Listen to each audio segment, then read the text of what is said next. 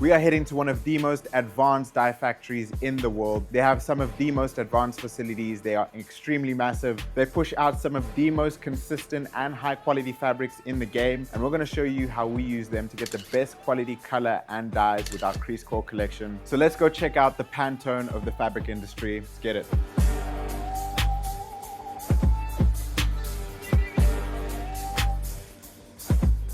So now we are at the first step of taking the base fabric and turning it into a fabric that people actually want to use with their garments at one of the best facilities we know possible. Let's have a look.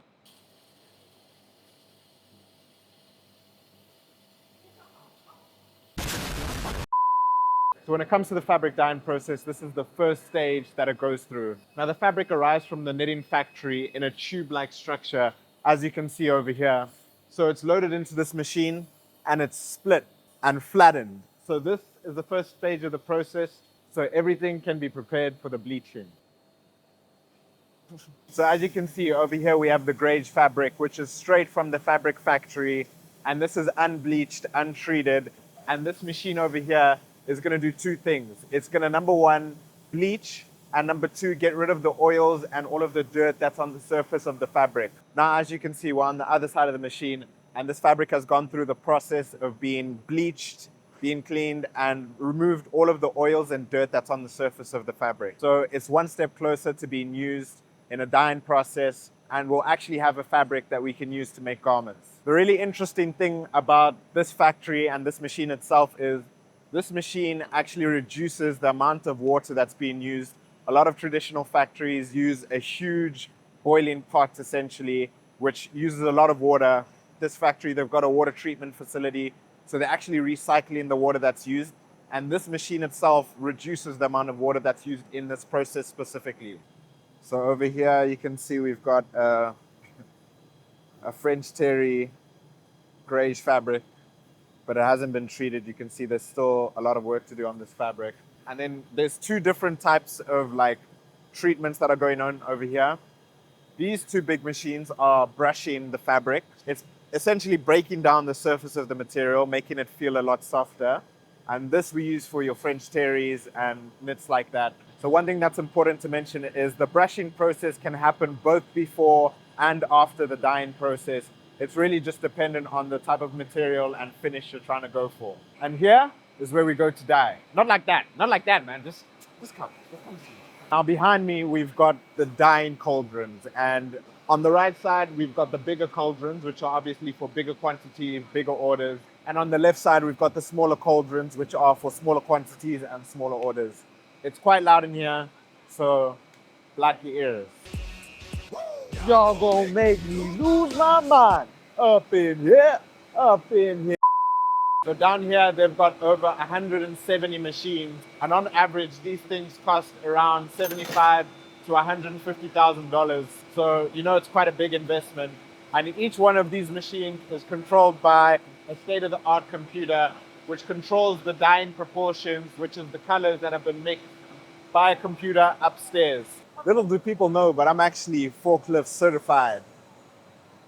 I just don't have my hard hat with me. So as you can see above me, there's a complex pipe system that's connected to each and every one of these cauldrons, and a computer in the dye room upstairs is sending exact ratios for dyeing to each and every one of these cauldrons. The system is quite advanced. You're not going to see it in a lot of places. It's quite impressive.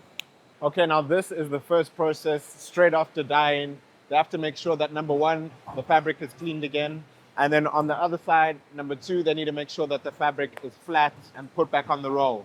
Okay, so we can't show you the full machines behind us because it's actually their secret behind why their fabric only shrinks up to 3%. But what I can tell you is these things are massive and they've got quite a few of them. The people behind us are going through quality control and making sure that there's no pilling on the fabric, there's no imperfections, and it's quite impressive to see. Now behind me we have another brushing machine, but this brushing machine is brushing after the dye. Now it's a bit more risky to brush fabrics after it's dyed, but it's going to give you that soft fuzzy feeling. So over here we have the finishing of the brush materials, which is getting rid of any imperfection, any extra long hairs or fibers that may have been missed in the process before. This is pretty much the final stage of the brushing. Brush, brush, brush, brush, skiddy bop bop bop, biddy boo boo boo boo. These machines are used in the next phase, but only for polar fleece. What they do is they get up to a really high temperature with a lot of steam, and it shrinks the brushed fabric into those polar fleece balls that you're thinking of. Not those ones, but you know what I'm talking about. And the end result is that nice, fuzzy, warm polar fleece that you get. So now you know how it's made.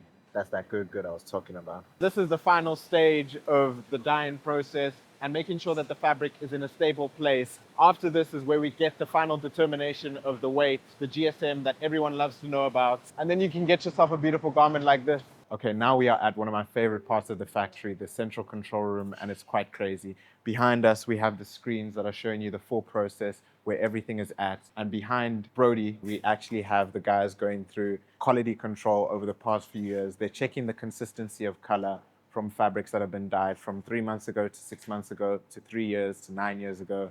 And it's just making sure that the quality of color is right on par with where it was a few years ago. This is one of the main reasons that we use JuFeng, is consistency and quality. So over here we are in the labs, and over here we've got the mini cauldrons. These are all used to test and estimate the ratios of dye, color and water that are needed for the dyeing process. You can imagine that using the big ones to test isn't really feasible, it's not really economical, so you got to be smart with it.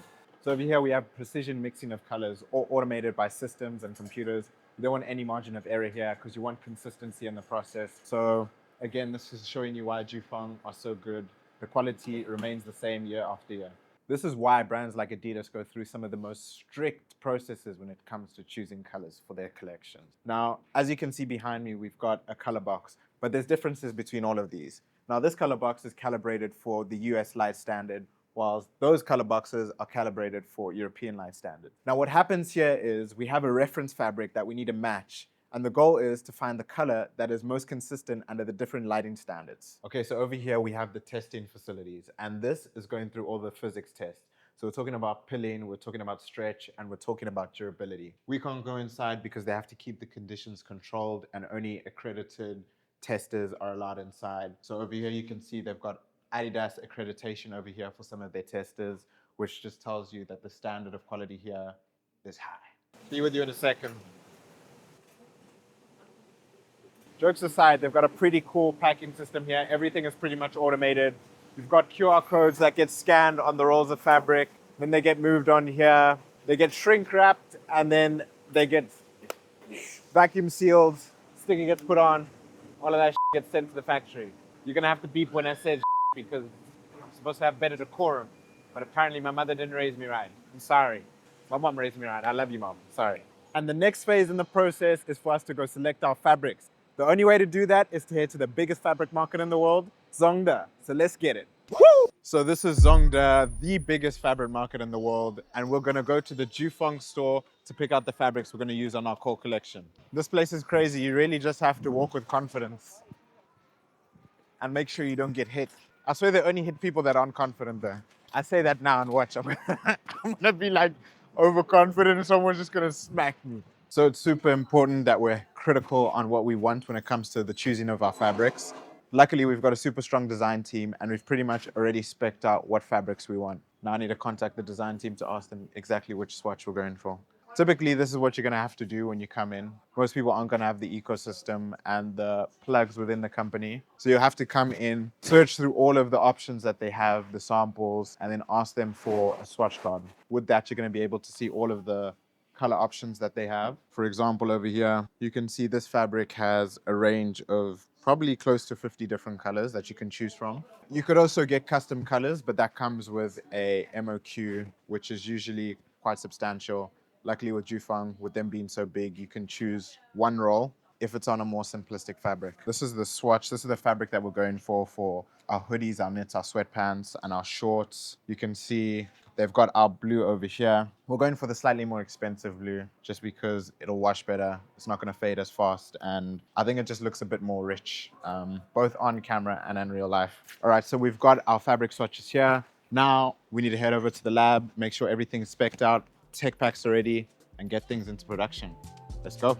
Okay, so now you know how quality garments are dyed. We've been to the factory. You've seen the entire process from the pre-treatment to the way things are dyed. You've seen how incredibly meticulous they are in their processes. and why we use them for consistency and general quality. A lot of people get the whole manufacturing in China wrong. There's good manufacturers, there's bad manufacturers, but the most important thing is to find a manufacturer that meets your quality standards, and that's exactly why we use JuFeng. And until next time, peace.